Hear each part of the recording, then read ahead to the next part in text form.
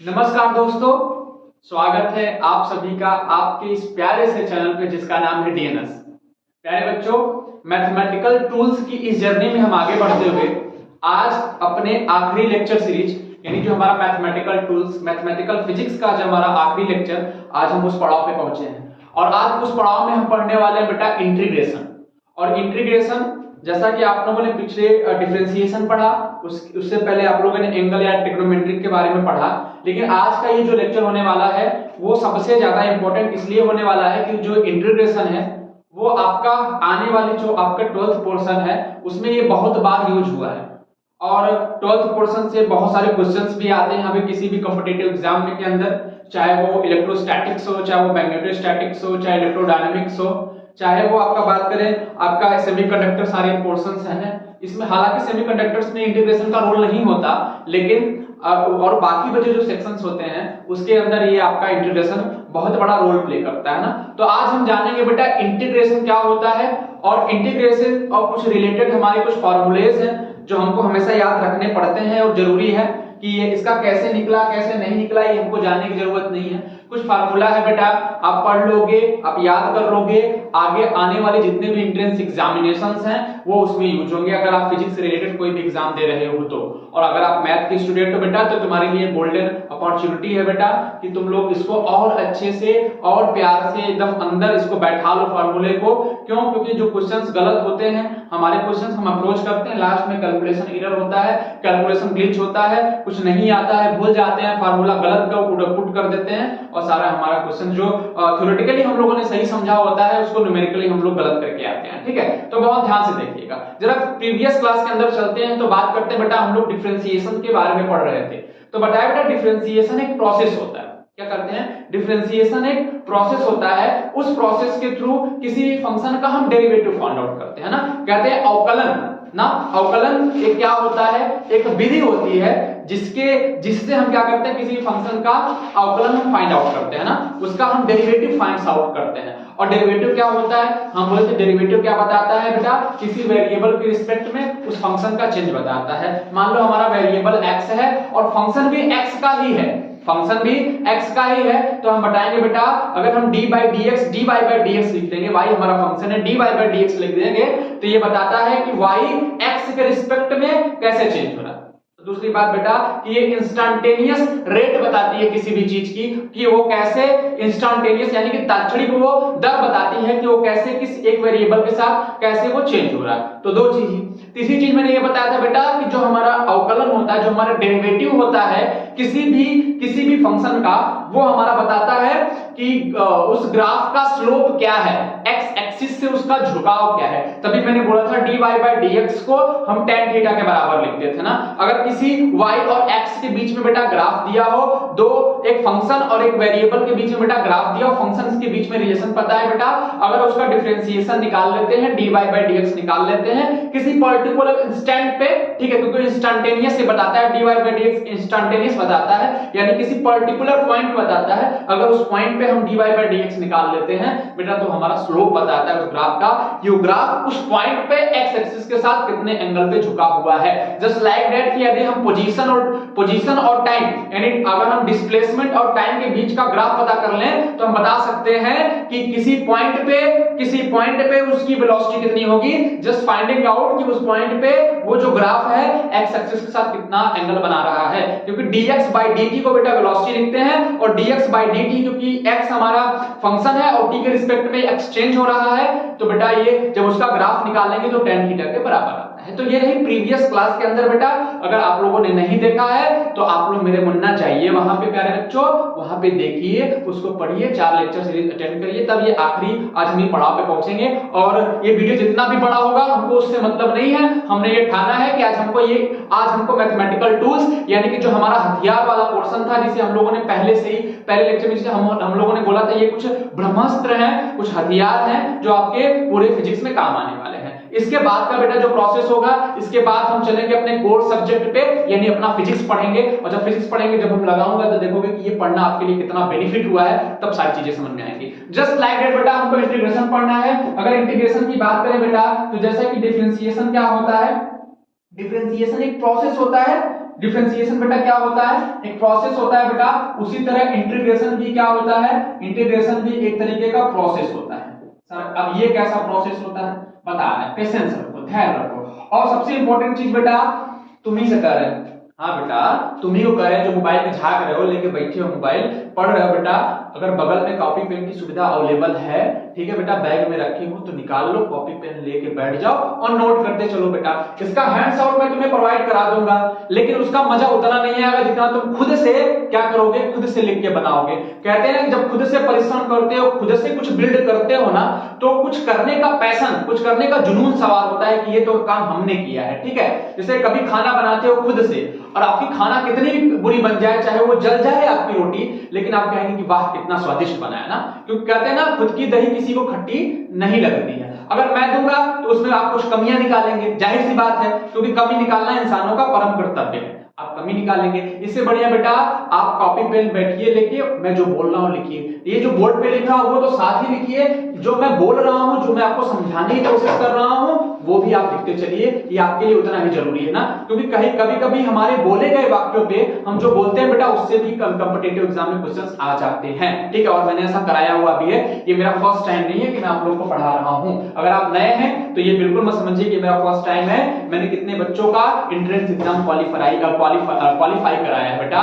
तो तुमसे भी यही रिक्वेस्ट है बेटा कि साथ दो और भरोसा रखो, आगे बढ़ो बेटा। हम सब लोग कोई भी कॉम्पिटिटिव एग्जाम बेटा हम लोग क्वालिफाई जरूर करेंगे और अच्छे रैंक के साथ क्वालिफाई करेंगे, क्योंकि हम हैं, आप हैं और आपका प्यारे भी डीएनएस है, ठीक है। तो इंटीग्रेशन बेटा एक प्रोसेस होता है। इस प्रोसेस के थ्रू क्या करते हैं, किसी फंक्शन को हम इंटीग्रेट करते हैं। क्या करते हैं बेटा, इंटीग्रेट करते हैं, जिसको बोलते हैं समाकलन। समाकलन एक विधि होती है बेटा, जिससे किसी फंक्शन को हम क्या करते हैं, समाकलित करते हैं, यानी इंटीग्रेट करते हैं ना। सीधे क्या करते हैं, किसी फंक्शन को इंटीग्रेट करते हैं। चलो कैसे रिप्रेजेंट करते हैं, मान लो बेटा y इज इक्वल टू, ये फंक्शन है fx, ये फंक्शन fx का फंक्शन है, x के रिस्पेक्ट में ये फंक्शन चेंज हो रहा है। ये जो y है वो x का फंक्शन है, यानी x के डिफरेंट वैल्यूज के लिए बेटा y की डिफरेंट वैल्यूज आएगी। इसी का मतलब होता है फंक्शन, जैसे मैंने बताया था, ठीक है। तो हम क्या करते हैं, इंटीग्रेशन को बेटा हम कभी i से रिप्रेजेंट करते हैं और ऐसे दिखाते हैं i बराबर ऐसे y, और जिसके रिस्पेक्ट में चेंज हो रहा है y dx ना, क्योंकि फंक्शन ये y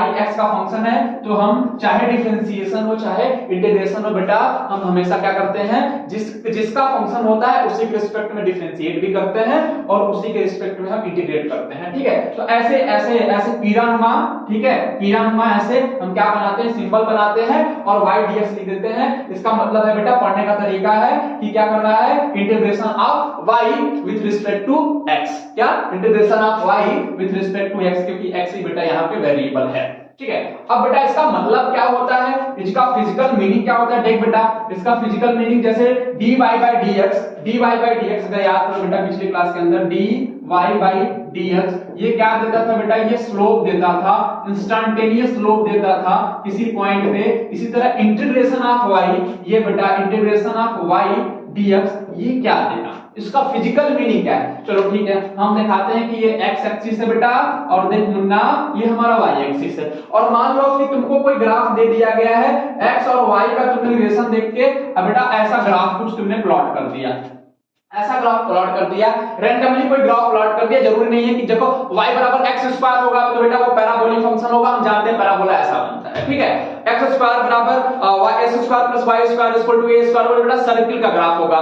y equal to x होगा तो स्ट्रेट लाइन का ग्राफ होगा। सर हमको पता रहता है, हम रैंडमली कह रहे हैं कि y और x में जो हमने फंक्शन ड्रॉ किया है बेटा, ये कुछ ऐसा फंक्शन है। तो जब हम इस फंक्शन का इंटीग्रेशन करते हैं उसके वेरिएबल के रिस्पेक्ट में, तो यानी कि y अगर dx निकालते हैं बेटा, तो इसका मतलब क्या होता है कि इस ग्राफ के अंदर का बेटा जितना भी एरिया आता है, इस ग्राफ के नीचे का जितना एरिया आता है, वही क्या बताएगा, इस फंक्शन का इंटीग्रेशन बताएगा। इसका मतलब क्या है, इंटीग्रेशन ऑफ y dx का मतलब, इंटीग्रेशन का मतलब होता है एरिया अंडर कर्व ना।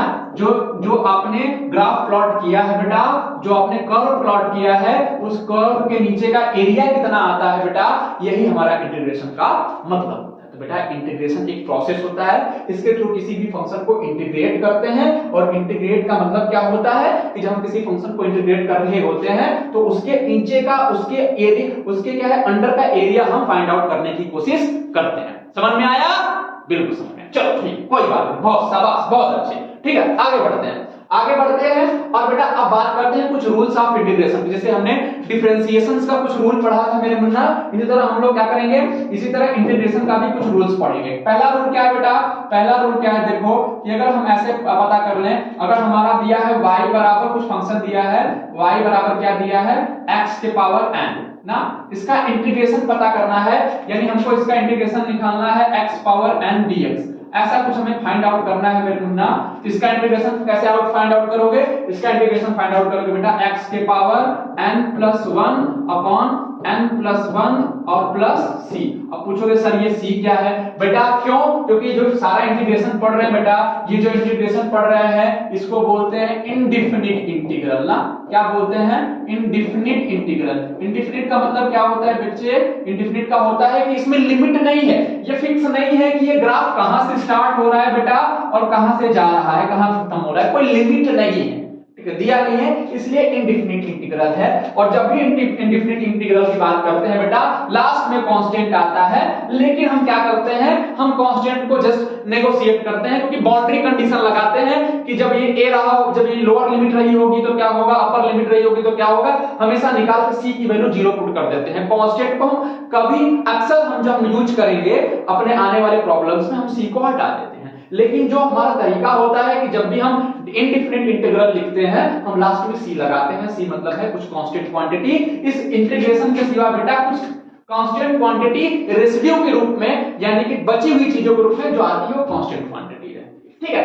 तो ये x पावर n का इंटीग्रेशन बेटा x पावर n dx होता है, और ये होता है x की पावर n+1 अपॉन n+1। जैसे कि मेरे बेटा हाँ, यहाँ एक कंडीशन है कि यहाँ n की वैल्यू बेटा, n की वैल्यू 1 नहीं होनी चाहिए, n की वैल्यू 1 नहीं होनी चाहिए। ऐसा क्यों नहीं होना चाहिए, 1 नहीं, n की वैल्यू बेटा -1 नहीं होनी चाहिए ना, एक मिनट, n की वैल्यू -1 नहीं होनी चाहिए, और उसके बाद इसकी वैल्यू कुछ भी रख सकते हो ना, बस -1 नहीं रख सकते हो। अगर -1 रखोगे फिर इस तरीके से निकाल लोगे तो आपका आंसर गलत आएगा। बताएंगे जब -1 रखेंगे तो क्या आएगा, वो थोड़ा सा अलग सा इंटीग्रेशन आएगा, मैं बता रहा हूं, ठीक है। जैसे एग्जांपल के तौर पे मेरे बेटा देख, एग्जांपल के तौर पे अगर करूं तो ये बताओ बेटा कि y x² है, अगर मैं इसका बोलूं कि बेटा ऐसे निकालो इंटीग्रेशन ऑफ x² dx निकालो, इसका इंटीग्रेशन निकालो, तो कैसे फाइंड आउट करोगे, n की जगह बेटा क्या है, n की जगह 2 है, तो इसको रखोगे x के पावर 2+1 यानी 3 अपॉन 3 प्लस कुछ कांस्टेंट c, ऐसे तो लिख दोगे, कोई दिक्कत नहीं बेटा। दूसरा एग्जांपल करो, अगर मैं कहूं ऐसे फाइंड करो, ऐसे 1/x² dx, इसका इंटीग्रेशन फाइंड आउट करो बेटा ना, कहोगे सर ये तो x पावर 1 टाइप वाला है ही नहीं, कैसे नहीं है, देखो इसको ऊपर ले जाओ, x के पावर -2 dx आया कि नहीं आया, आसान चीजें हो गई ना। अब n की जगह -2 है, मैंने बोला -1 नहीं ले सकते हो, उसके बाद तुम 0 भी ले सकते हो और कुछ भी ले सकते हो, ठीक है, -1 नहीं रख सकते, तो n की जगह -2 है बेटा, कोई बात नहीं, x के पावर -2+1 अपॉन नीचे कितना -2+1 और प्लस c, ये कितना आ गया बेटा, x के पावर हो गया x के पावर -1 और नीचे हो गया -1, यानी हो गया -1/x ना, प्लस कुछ कांस्टेंट c, ये हमारा आ गया, ठीक है।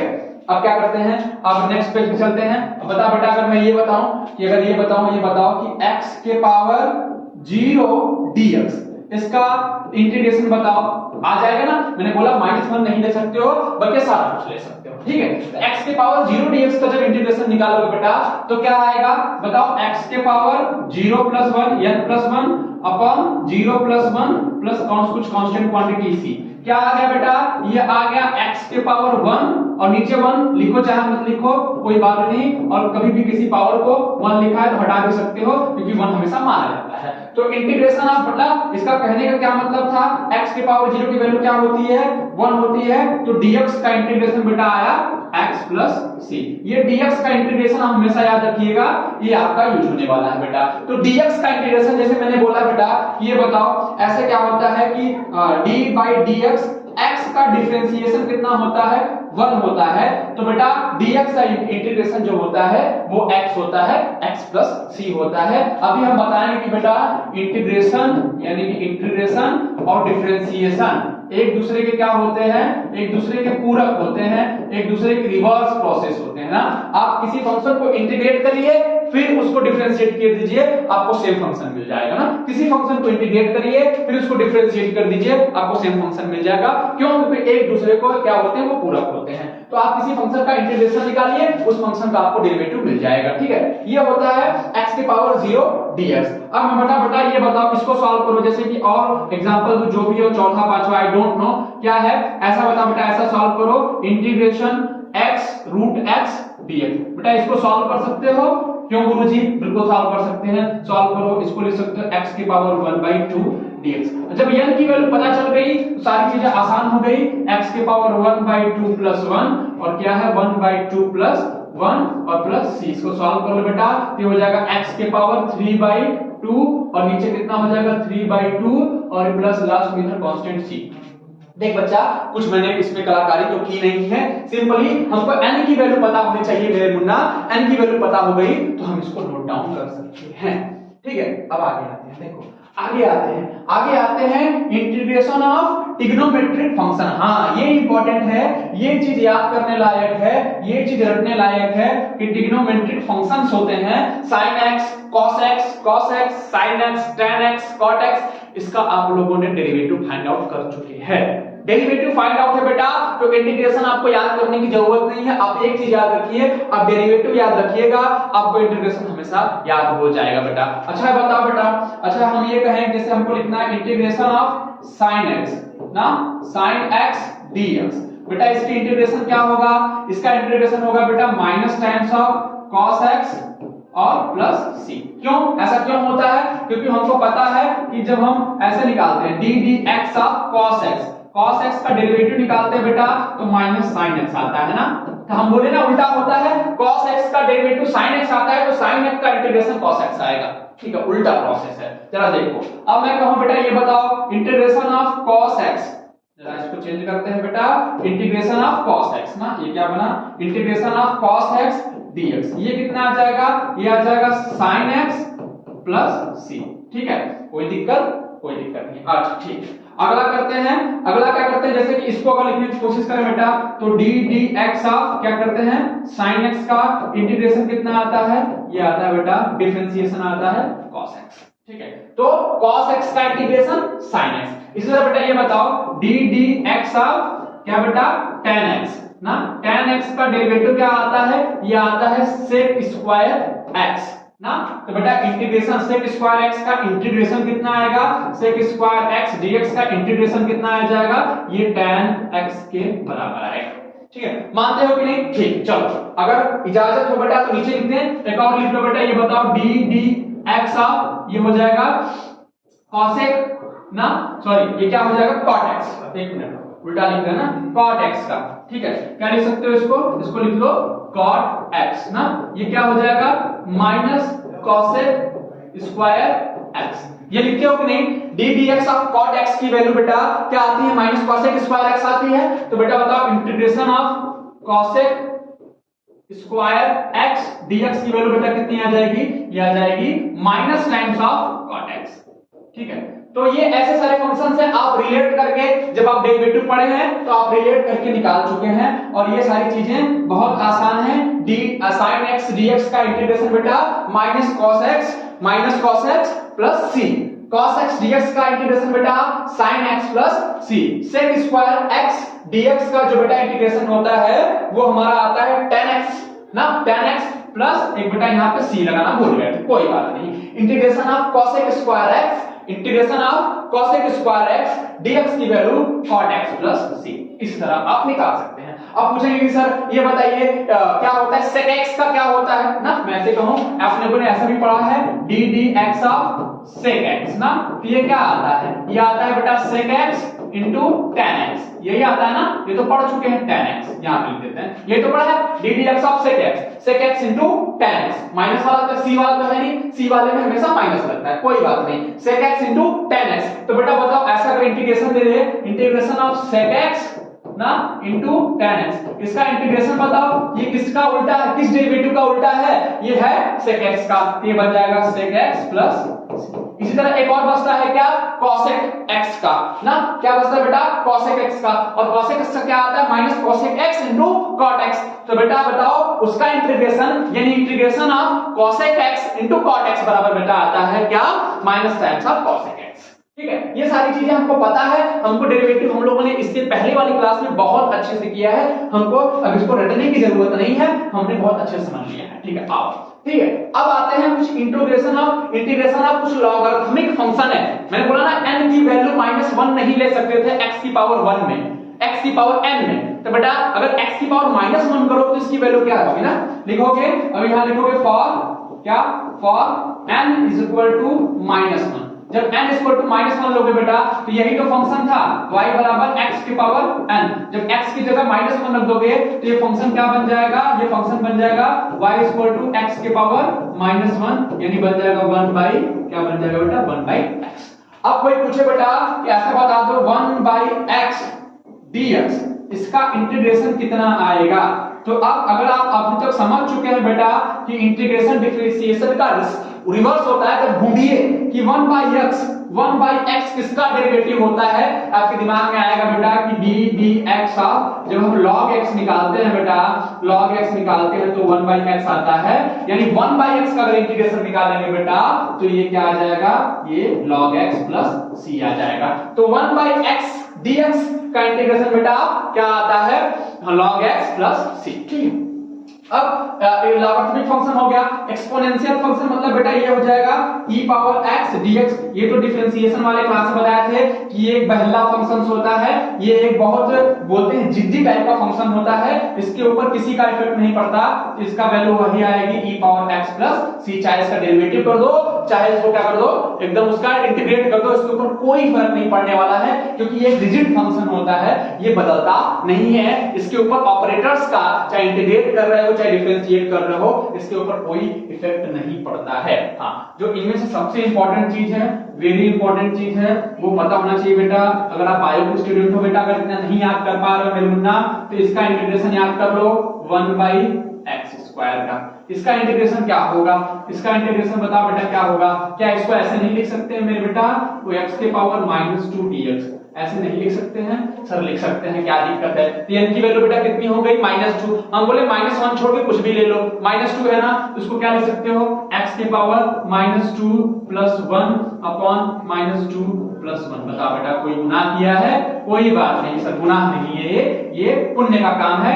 x के पावर -1 और नीचे कितना है -1, यानी आ गया -1 बाई x। ये आपको पता होना चाहिए, क्यों, क्योंकि अभी पढ़ेंगे सेंट्रल फोर्सेस बेटा, यानी कि कुछ फोर्सेस ग्रेविटेशनल फोर्सेस, जब ग्रेविटेशनल फोर्स पढ़ेंगे तो 1 बाई r स्क्वायर आता है, पोटेंशियल 1 बाई r का फंक्शन होता है बेटा। तो इस चीज का इंटीग्रेशन करने में हमको बहुत यूजफुल होने वाला है, हमको बहुत काम में आने वाला है, तो आप इस चीज को याद रखिएगा ना क्या होता है। हाँ, जब 1 बाई x हो जाएगा बेटा, 1 बाई x हो जाएगा तो log x प्लस c हो जाएगा। इसका इंटीग्रेशन हम अपने दूसरे मेथड से करते हैं। ठीक है, ax plus b type, ax plus b type function है। अब ax प्लस b टाइप क्या है बेटा, जैसे कि आप पूछो बेटा, मैंने ये बताओ, अगर तुमसे ये कह देता था कि d dx आप बेटा sin 3x निकालो, क्या निकालो, sin 3x निकालो, तो तुम्हारे निकालने बेटा सारे पसीने छूट जाते थे। कर पाते थे इसको, नहीं कर पाते थे ना। लेकिन मैंने मेथड बताया था कि अगर यहाँ x होता, आंख बंद करके सोचो कि अगर 3x की जगह x होता तो ये डेरिवेटिव dx का यानी कि sin x का डेरिवेटिव बन जाता, तो इसको cos x डायरेक्ट लिख देते। लेकिन 3x है तो एक समय के लिए आंख बंद करके इसको क्या लिख लो बेटा, इसको लिख लो क्या, cos, क्या लिख लो, cos 3x ऐसे लिखते थे बेटा।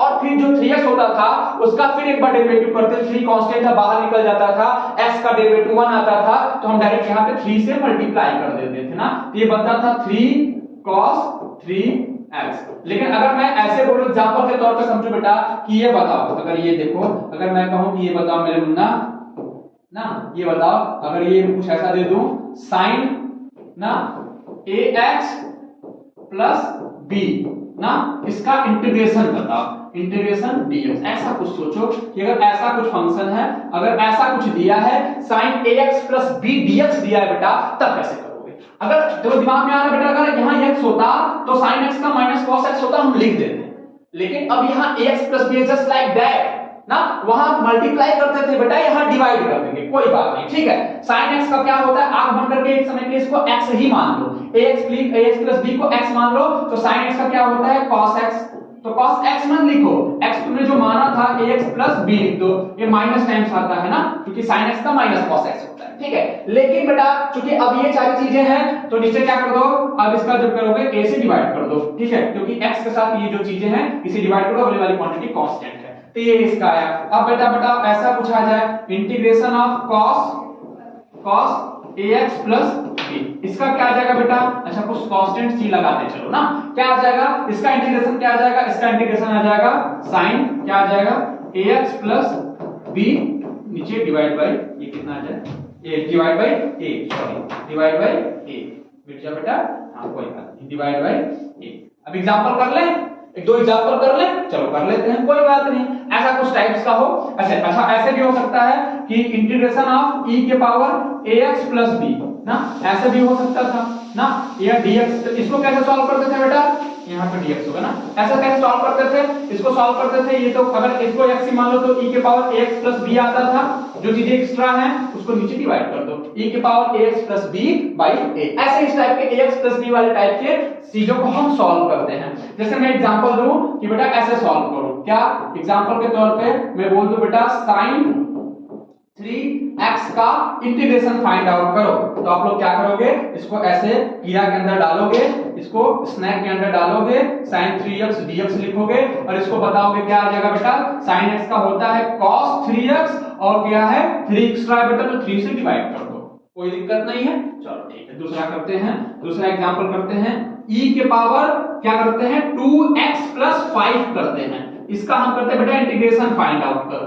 तो कैसे फाइंड आउट करोगे, हम जानते हैं अगर ये x होता तो e पावर x का e पावर x ही आता, चलो कोई बात नहीं, e के पावर 2x प्लस 5 ऐसे का ऐसे लिख दो और नीचे क्या एक्स्ट्रा बेटा 2 से डिवाइड कर दो, तो ये सारी चीजें, और हाँ कांस्टेंट अपनी इच्छा अनुसार आप लगाते चलिएगा, आप छोड़ भी सकते हैं, लेकिन आप मैथ के बच्चे हैं, अगर आप मैथ से प्यार है तो आपको कांस्टेंट लगाना बहुत जरूरी है। एक बार बायो के बच्चे और एग्रीकल्चर के बच्चे इसको निग्लेक्ट कर सकते हैं, लेकिन आपके मैथ के बच्चे हो तो आपका मैथ आपका जो सिस्टमैटिक वे में होना चाहिए, ताकि कोई मैथ का प्रोफेसर देखे तो कभी ना कहे बेटा ये इंटीग्रेशन का मतलब करो, ठीक है। तो हमने इंटीग्रेशन के लिए, इंटीग्रेशन के इस लेक्चर सीरीज में हम लोग यहां तक पहुंचे। आगे क्या है, आगे जो सबसे इंपॉर्टेंट चीज है वो क्या है, डिफिनिट इंटीग्रल। अब इसी की बात आ रही है, अब सी हटाने वाली बात आ रही है कि अब सी को हटाएंगे, सी को हटाएंगे, लेकिन हाँ उससे पहले सबसे जरूरी बात बेटा ये है कि जैसे ही लेक्चर सीरीज ये पूरा होगा, मैं एक आप लोग को बोले तो एक पीडीएफ दूंगा, एक प्रैक्टिस सेट दूंगा ना। अक्सर कहेंगे सर इस पे क्या प्रैक्टिस सेट है, तो मैथमेटिकल टूल्स है। मैं देखना चाहता हूं कि आप में से कितने बच्चे कितनी तेजी से, कितनी शीघ्रता से, हाउ फास्ट, हाउ फ्यूरियस आप लोग कैसे इसको सॉल्व कर रहे हैं, ठीक है। तो मैं एक प्रैक्टिस सेट तैयार कर दिया हूं, आप लोग को बहुत जल्दी अवेलेबल करा दूंगा, ठीक है। मे भी हो सकता है कि ये इसके कमेंट बॉक्स में पिन कर दूं, या बोलता हूं कि मैं ऐप के अंदर अपलोड कर दूंगा। अब सर ये ऐप क्या हो गया, अब कहेंगे सर ये ऐप का नया सिस्टम, तो बेटा जब नए हैं आपको जान लो कि हमारी YouTube संस्था जो है, हमारी DNS जो है, वो एक YouTube आपका एक ऐप चलाती है DNS के नाम से, DNS एजुकेयर के नाम से, जो आप प्लेलिस्ट पे जाएंगे बेटा, गूगल प्लेलिस्ट होता है, वहां पे बढ़िया से DNS एजुकेयर ऐप आप सर्च करेंगे, आपको आपका हमारे लोगों के साथ ऐप मिलेगा बेटा, डाउनलोड कर लीजिएगा, अपना नंबर डाल के आप लोग इनरोल कर लीजिएगा। उसके बाद उसमें उसके अंदर मैं आपको ये जो प्रैक्टिस सेट है उसके अंदर आपको ये अवेलेबल होगा, ठीक है। और कोई भी अगर लॉगिन करने में कोई भी दिक्कत आती है बेटा, तो हमारा हेल्पलाइन नंबर 6387986764 ये आपके लिए अवेलेबल है, ये आप सभी लोग को पता रहता है, ये हर जगह आपके पोस्टर पे लगा रहता है बेटा, आप वहां से कॉल करके एट एनी टाइम 10 to 5 आप क्या कर सकते हैं बेटा, कॉल करके पता कर सकते हैं, ठीक है। इंफॉर्मेशन थी, तो कहने का मतलब था कि प्रैक्टिस करिए, क्योंकि कहते हैं ना practice make man better, much more better, बहुत अच्छा बनाता है। आप कम पढ़िए, 2 शब्द कम पढ़िए, लेकिन क्या करिए, आप प्रैक्टिस करिए, देखिए आपका हर एक एग्जाम ना निकल जाए, फिर हमसे आगे करिएगा। डिफिनिट इंटीग्रल मतलब क्या है कि अब इंटीग्रल इनडिफिनिट नहीं है, डिफिनिट का मतलब है, पहले इनडिफिनिट मतलब था कि बेटा आवारा समाकलन था, क्या था, आवारा समाकलन था। अब ये आवारा नहीं रह गया, अब इसमें बाउंड्री लग गई कि बेटा तुम खेलो, जैसे घर के आवारा बच्चे होते हैं उनसे कहा जाता है कि तुम जाओ खेलो, कहीं भी खेलो, चाहे दुनिया किसी भी कोने में चले जाओ, आई डोंट नीड यू ना, हमको आपकी जरूरत नहीं है, तो वो फैल जाते हैं, चारों डायरेक्शन फैल जाते हैं, उस टाइप के फंक्शंस होते हैं। लेकिन कुछ फंक्शंस ऐसे होते हैं जो काफी अच्छे सज्जन परिवार से आते हैं, जिनके माता पिता ने रिस्ट्रिक्शन बना के रखा है, बोल दिया कि बेटा तुम घर जाओ और घर से इस प्लेग्राउंड जाओ और इस प्लेग्राउंड के बीच में ही रहना, इसके बाहर मत जाना। यानी कि आपने रीजन डिफाइन कर दिया कि जो फंक्शन होगा इतने के रीजन में होगा, तो वो डिफिनिट हो गया। यानी कि लिमिट होती है। लिमिट क्या होती है? लिमिट भी दो होती है, एक लोअर लिमिट होती है बेटा, जैसे कि तुम्हारा घर एक लोअर लिमिट होती है, और एक कहां तुम जा सकते हो, तुम्हारी हिम्मत कहां है, माता पिता को चुनौती देकर तुम जा सकते हो, जहां तक चले जाओगे बेटा वो आपकी अपर लिमिट होगी ना, अपर लिमिट होगी। वो फंक्शन जहां पे खत्म होगा उसे बोलेंगे अपर लिमिट।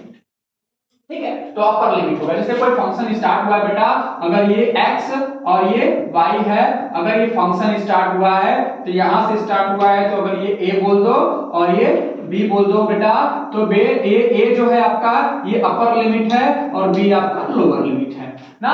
इसका इंटीग्रेटर डिफरेंट इंटीग्रल पता करना है बेटा, अगर हमको y dx निकालना है और a से b अगर हमको करना है, a से b दो लिमिट है, यानी कि अगर y को भी जो fx लिखते हैं, y बराबर fx लिखते हैं ना, ठीक है, यानी कि हमको निकालना है a से b फंक्शन डिफाइंड है, fx dx निकालना है, ठीक है। तो जो भी आएगा, जो भी हमारी वैल्यू आ जाएगी, fx की जो भी वैल्यू आएगी, पहले इसको सॉल्व करेंगे, fx की जो भी वैल्यू आएगी हम उसकी जगह क्या रखेंगे, पहले a रखेंगे, ठीक है, पहले क्या रखेंगे, अपर लिमिट b रखेंगे, माइनस क्या कर देंगे, माइनस लगा के लोअर लिमिट a रख देंगे, ठीक है। तो हमारा ये सॉल्व हो जाएगा। ये बेटर वे में समझ में आएगा जब हम इसको क्या करेंगे, एक एग्जांपल के रूप में करेंगे। जैसे मैं बोला बेटा कि ये बताओ, पेन चेंज करते हैं। सबसे पहले मैं बोला बेटा ये बताओ कि अगर तुमको यही अगर डिफाइन करना है कि साइन x का इंटीग्रेशन फाइंड आउट करो, और लिमिट रख दिया तुमने बेटा 0 से लेके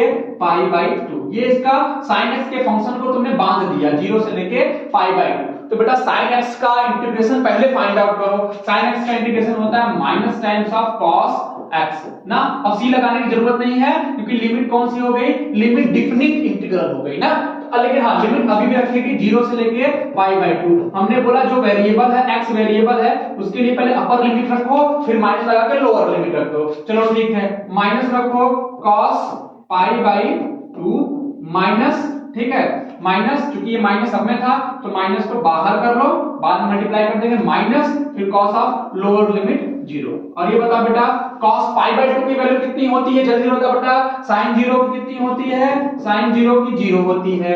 sin 90 की कितनी होती है बेटा, sin 90 यानी π/2 की वैल्यू होती है 1।